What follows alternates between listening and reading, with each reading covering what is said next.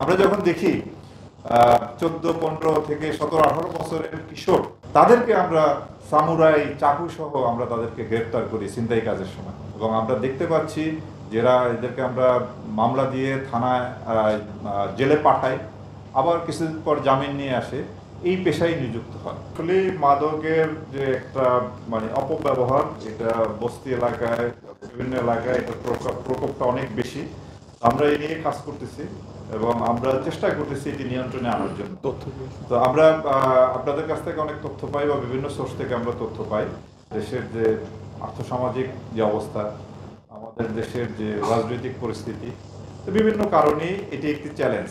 আমি নিশ্চিত যদি আমাদের দেশে যদি কোনো গৃহহীন লোক না থাকতো, আমাদের দেশের কোনো যদি অভুক্ত লোক না থাকতো, আমরা যদি প্রতিটি শিশুকে একটি উপযুক্ত পরিবেশ দিতে পারতাম এবং তার যখন স্কুলে যাওয়ার সময় তখন যদি আমরা স্কুলে তাকে পাঠাতে পারতাম এবং সে যদি তার শিক্ষাক্রম শেষ করে একটি পেশায় নিযুক্ত হতে পারত, তাহলে আমি নিশ্চিত আমাদের দেশের অপরাধ পরিস্থিতি আরও অনেক অনেক নিয়ন্ত্রণে থাকতো, ভালো থাকতো।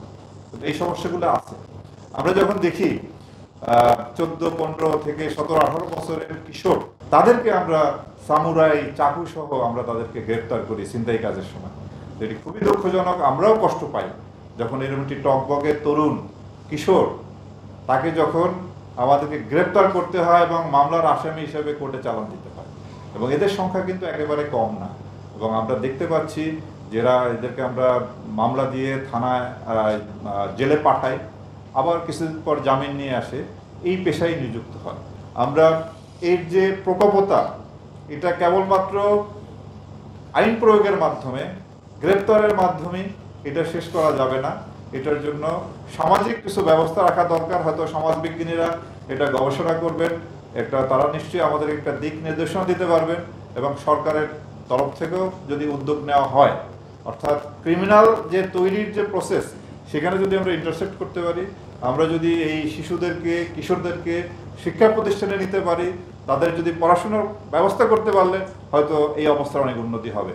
কেবলমাত্র গ্রেপ্তার, জেলে পাঠানো এবং জেল থেকে জামিনে পাওয়া, আবার যে এই পেশায় ফিরে আসা, এই যে একটা ভিশিয়াস সার্কেলের মধ্যে আছে, এই সার্কেল থেকে আমাদের বের হয়ে আসতে হবে।